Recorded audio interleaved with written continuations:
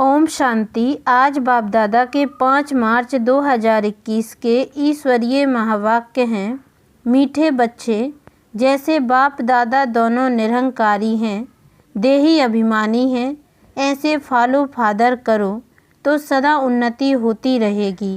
प्रश्न: ऊंच पद की प्राप्ति के लिए कौन सी खबरदारी रखना जरूरी है?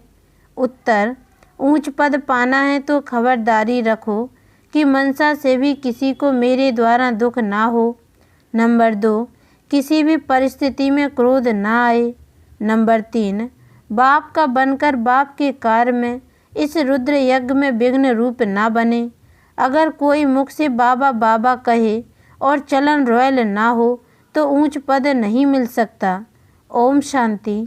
बच्चे अच्छी तरह से जानते हैं कि बाप से वर्षा पाना है जरूर। कैसे? श्रीमत पर। बाप ने समझाया है। एक ही गीता शास्त्र है जिसमें श्रीमत भगवान वाच है। भगवान तो सबका बाप है, श्रीमत भगवान वाच है तो जरूर भगवान ने आकर श्रेष्ठ बनाया होगा, तब तो उसकी महिमा है। श्रीमत भगवत गीता अर्थात श्रीमत भगवान वाच है। भगवान तो जरूर ऊंचते ऊंच ठहरा। श्रीमत भी उस ही एक शास्त्र में गाई हुई है और कोई शास्त्र में श्रीमत भगवान वाच नहीं है। श्रीमत किसकी होनी चाहिए वह लिखने वाले भी समझ न सके। उसमें भूल क्यों हुई है वह भी बाप आकर समझाते हैं। रावण राज्य शुरू होने से ही रावण मत पर चल पड़ते हैं। पहले कड़ी ते कड़ी भूल रावण मत वालों ने की है। रावण की चमाट लगती है, जैसे कहा जाता है शंकर प्रेरक है, बॉम्ब शादी बनवाए हैं, वैसे 5 विकारों रूपी रावण प्रेरक हैं मनुष्य को पतित बनाने का। तब तो पुकारते हैं पतित पावन आओ, तो पतित पावन एक ही ठहराना। इससे सिद्ध है कि पतित बनाने वाला और है, पावन बनाने वाला और है, दोनों एक हो नहीं सकते। यह बातें तुम ही समझते हो नंबर बार पुरुषार्थ अनुसार। ऐसे मत समझना कि सभी को निश्चय है, नंबर बार है। जितना निश्चय है उतनी खुशी बढ़ती है। बाप की मत पर चलना होता है। श्रीमत पर हमको यह स्वराज्य पद पाना है। मनुष्य से देवता बनने में देरी नहीं लगती है। तुम पुरुषार्थ करते हो, मम्मा बाबा को फॉलो करते हो, जैसे वह आप सामान बनाने की सर्विस कर रहे हैं। तुम भी समझते हो हम क्या सर्विस कर रहे हैं और मम्मा बाबा क्या सर्विस कर रहे हैं। बाबा ने समझाया था कि शिव बाबा और ब्रह्मा दादा दोनों इकट्ठे हैं, तो समझना चाहिए कि सबसे नज़दीक हैं। इनका ही संपूर्ण रूप सूक्ष्म वतन में देखते हैं तो जरूर यह तीखा होगा, परंतु जैसे बाप निरहंकारी हैं, देही अभिमानी हैं, वैसे ये दादा भी निरहंकारी हैं। कहते हैं कि शिव बाबा ही समझाते रहते हैं। जब मुरली चलती है तो बाबा खुद कहते हैं कि समझो कि शिव बाबा इन द्वारा सुना रहे हैं। यह ब्रह्मा भी जरूर सुनता होगा। यह ना सुने और ना सुनाए तो ऊंच पद कैसे पाए, परंतु अपना देह अभिमान छोड़ कहते हैं कि ऐसे समझो कि शिव बाबा ही सुनाते हैं। हम पुरुषार्थ करते रहते हैं, शिव बाबा ही समझाते हैं। इसने तो पतित पना पास किया हुआ है। मम्मा तो कुमारी थी तो मम्मा ऊंच चली गई। तुम भी कुमारियाँ मम्मा को फॉलो करो। गृहस्थियों को बाबा को फॉलो करना चाहिए। हर एक को समझना है कि मैं पतित हूँ, मुझे पावन बनना है। मुख्य बात बाप ने याद की यात्रा की सिखलाई है। इसमें देह अभिमान नहीं रहना चाहिए। अच्छा, कोई मुरली नहीं सुना सकते तो याद की यात्रा पर रहो। यात्रा पर रहते मुरली चला सकते हैं, परंतु यात्रा भूल जाते हैं तो भी हर्जा नहीं। मुरली चलाकर फिर यात्रा पर लग जाओ, क्योंकि वह वाणी से परे वानप्रस्थ अवस्था है। मूल बात है देही अभिमानी हो, बाप को याद करते रहें और चक्र को याद करते रहें, किसी को दुख ना दें, यही समझाते रहें। बाप को याद करो, यह है यात्रा। मनुष्य जब मरते हैं तो कहते हैं स्वर्ग पधारा। अज्ञान काल में कोई स्वर्ग को याद नहीं करते हैं। स्वर्ग को याद करना माना यहाँ से मरना, ऐसे तो कोई याद नहीं करते। अभी तुम बच्चे जानते हो हमको वापस जाना है। बाप कहते हैं जितना तुम याद करेंगे उतना खुशी का पारा चढ़ेगा, वर्षा याद रहेगा। जितना बाप को याद करेंगे उतना हर्षित भी रहेंगे।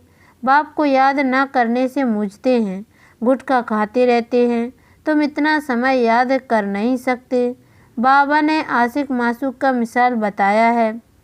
वह भल धंधा करते हैं और वह भल चरखा चलाती रहती, तो भी उसके सामने मासूक आकर खड़ा हो जाता। आशिक मासूक को याद करते, मासूक फिर आशिक को याद करते। यहाँ तो सिर्फ तुमको एक बाप को याद करना है, बाप को तो तुमको याद नहीं करना है। बाप सबका मासूक है। तुम बच्चे लिखते हो कि बाबा आप हमको याद करते हो। अरे जो सबका मासूक है वह फिर तुम आशिकों को याद कैसे कर सकेंगे? हो नहीं सकता। वह है ही मासूक है, आशिक बन नहीं सकता। तुमको ही याद करना है। तुम हर एक को आशिक बनना है उस एक मासूक का। अगर वह आशिक बने तो कितने को याद करे? यह तो हो नहीं सकता। कहता है कि मेरे ऊपर पापों का बोझ थोड़ी ही है, जो किसको याद करूं? तुम्हारे ऊपर बोझा है। बाप को याद नहीं करेंगे तो पापों का बोझा नहीं उतरेगा। बाकी मुझे क्यों किसको याद करना पड़े? याद करना है तुम आत्माओं को। जितना याद करेंगे उतना पुण्य आत्मा बनेंगे, पाप करते जाएंगे। बड़ी मंजिल है, देही अभिमानी बनने में ही मेहनत है। यह नॉलेज सारी तुमको मिल रही है। तुम त्रिकालदर्शी बने हो। नंबर बार पुरुषार्थ अनुसार सारा चक्र तुम्हारी बुद्धि में रहना चाहिए। बाप समझाते हैं तुम लाइट हाउस हो ना, हर एक को रास्ता बताने वाले हो, शांति धाम और सुख धाम का। यह सब नई बातें तुम सुनते हो, जानते हो कि बरोबर हम आत्माएं शांति धाम के रहवासी हैं। यहाँ पाठ बजाने आते हैं, हम एक्टर हैं। यही चिंतन बुद्धि में चलता रहे तो मस्ती चढ़ जाए। बाप ने समझाया है आदि से लेकर अंत तक तुम्हारा पाठ है। अभी कर्मातीत अवस्था में जरूर जाना है, फिर गोल्डन एज में आना है। इस धुन में रहते अपना कल्याण करना है, सिर्फ पंडित नहीं बनना है। दूसरों को सिखाते रहेंगे, खुद उस अवस्था में नहीं रहेंगे तो असर पड़ेगा नहीं। अपना भी पुरुषार्थ करना है। बाप भी बताते हैं कि हम भी याद करने की कोशिश करता हूँ। कभी माया का तूफान ऐसा आता है जो बुद्धि का योग तोड़ देते हैं। बहुत बच्चे चाट भेज देते हैं। वंडर खाता हूँ कि यह तो हमसे भी तीखे जाते हैं। शायद बेग आता है तो चाट लिखने में लग जाते हैं, परंतु ऐसी अगर तीखी दौड़ी पहने तो नंबर 1 में चले जाएं। परंतु नहीं, वह सिर्फ चाट लिखने तक है। ऐसे नहीं लिखते कि बाबा इतनों को आप समान बनाया, और वह भी लिखे बाबा हमको इसने यह रास्ता बताया है। ऐसा समाचार नहीं आता है तो बाबा क्या समझेंगे? सिर्फ चाट भेजने से काम नहीं चलता, आप समान भी बनाना है। रूप और बसंत दोनों बनना है, नहीं तो बाप समान नहीं ठहरे। रूप भी बसंत भी एक्यूरेट बनना है, इसमें ही मेहनत है। देह अभिमान मार डालता है। रावण ने देह अभिमानी बनाया है, अभी तुम देही अभिमानी बनते हो। फिर आधा कल्प के बाद माया रावण देह अभिमानी बनाती है। देही अभिमानी तो बहुत मीठा बन जाते हैं, संपूर्ण तो अभी कोई भी बना नहीं है।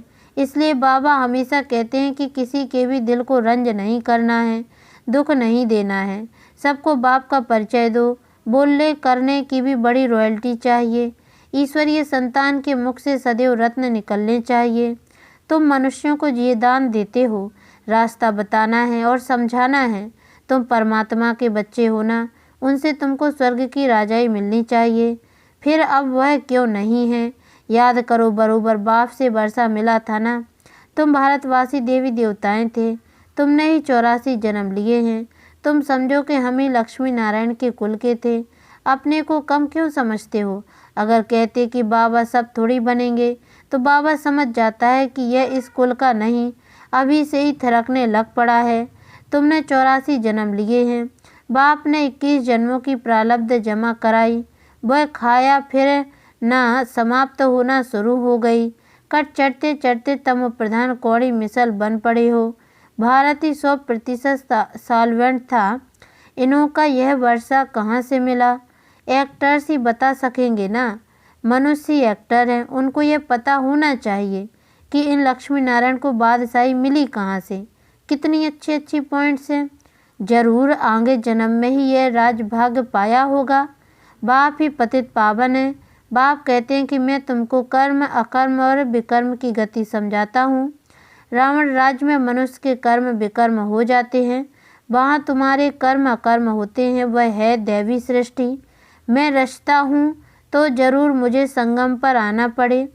यह है रावण राज्य, वह है ईश्वरीय राज्य। ईश्वर अब स्थापना करा रहे हैं। तुम सब ईश्वर के बच्चे हो, तुमको वर्षा मिल रहा है। भारतवासी सॉल्वेंट थे, अब इंसॉल्वेंट बन गए हैं। यह बना बनाया ड्रामा है, इसमें फ़र्क नहीं हो सकता। सबका झाड़ अपना अपना है, वैरायटी झाड़ है ना। देवता धर्म वाले ही फिर देवता धर्म में आएंगे। क्रिश्चियन धर्म वाले अपने धर्म में खुश हैं, औरों को भी अपने धर्म में खींच लिया है। भारतवासी अपने धर्म को भूलने के कारण वह धर्म अच्छा समझ चले जाते हैं। विलायत में नौकरी के लिए कितने जाते हैं, क्योंकि वहाँ कमाई बहुत है। ड्रामा बड़ा वंडरफुल बना हुआ है, इसको समझने की अच्छी बुद्धि चाहिए। विचार सागर मंथन करने से सब कुछ समझ में आ जाता है। यह बना बनाया अनादि ड्रामा है। तो तुम बच्चों को आप समान सदा सुखी बनाना है, यह तुम्हारा धंधा है। पतितों से पावन बनाना जैसे बाप का धंधा, वैसे तुम्हारा मुखड़ा सदैव देवताओं जैसा हर्षित होना चाहिए खुशी में। तुम जानते हो हम विश्व के मालिक बनते हैं, तुम हो लवली चिल्ड्रन। क्रोध पर बड़ी खबरदारी रखनी है। बाप आए हैं बच्चों को सुख का वर्षा देने, स्वर्ग का रास्ता सबको बताना है। बाप सुख करता दुख हरता है, तो तुमको भी सुख करता बनना है। किसको दुख नहीं देना है। दुख देंगे तो तुम्हारी सज़ा 100 गुना बढ़ जाएगी। कोई भी सज़ा से बच नहीं सकता। बच्चों के लिए तो खास ट्रिब्यूनल बैठती है। बाप कहते हैं कि तुम विघ्न डालेंगे तो बहुत सज़ा खाएंगे। कल्प कल्पांतर तुम साक्षात्कार करेंगे कि फलाने यह बनेंगे। आगे जब देखते थे तो बाबा मना करते थे कि ना सुनाओ। अंत में तो एक्यूरेट मालूम पड़ता जाएगा। आगे चलकर जोर से साक्षात्कार होंगे, वृद्धि तो होती जाएगी, आबू तक क्यों लग जाएगी। बाबा से कोई भी मिल नहीं सकेंगे, कहेंगे अहो प्रभु तेरी लीला। यह भी गाया हुआ तो है ना। विद्वान पंडित आदि भी पीछे आएंगे, उन्हों के सिंहासन भी हिलेंगे। तो तुम बच्चे तो बहुत खुशी में रहेंगे।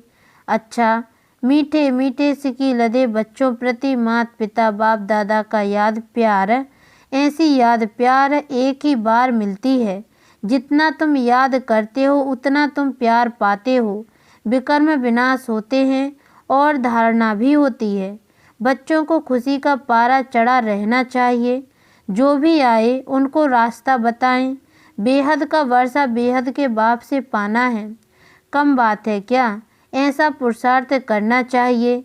अच्छा, मीठे मीठे सिकी लदे रूहानी बच्चों प्रति रूहानी बाप दादा का याद प्यार और गुड मॉर्निंग। रूहानी बाप की रूहानी बच्चों को नमस्ते। और हम रूहानी बच्चों की ओर से भी रूहानी माता पिता बाप दादा को याद प्यार और गुड मॉर्निंग बाबा नमस्ते। धारणा के लिए मुख्य सार। पहली पॉइंट है, बोलने चलने में बहुत रॉयल बनना है। मुख से सदैव रत्न निकालने हैं। आप समान बनाने की सेवा करनी है, किसी के दिल को रंज नहीं करना है। दूसरी पॉइंट है, क्रोध पर बड़ी खबरदारी रखनी है। मुखड़ा सदैव देवताओं जैसा हर्षित रखना है। स्वयं को ज्ञान योग बल से देवता बनाना है। वरदान, सदा पश्चाताप से परे, प्राप्ति स्वरूप स्थिति का अनुभव करने वाले, सद्बुद्धिवान भव। जो बच्चे बाप को अपने जीवन की नैया देकर मैंपन को मिटा देते हैं, श्रीमत में मनमत मिक्स नहीं करते, वह सदा पश्चाताप से परे प्राप्ति स्वरूप स्थिति का अनुभव करते हैं, उन्हें ही सद्बुद्धिवान कहा जाता है। ऐसे सद्बुद्धिवान वाले तूफानों को तोहफा समझ, स्वभाव संस्कार की टक्कर को आगे बढ़ने का आधार समझ, सदा बाप को साथी बनाते हुए साक्षी हो हर पाठ देखते सदा हर्षित होकर चलते हैं। स्लोगन, जो सुखदाता बाप के सुखदाई बच्चे हैं उनके पास दुख की लहर आ नहीं सकती। ओम शांति।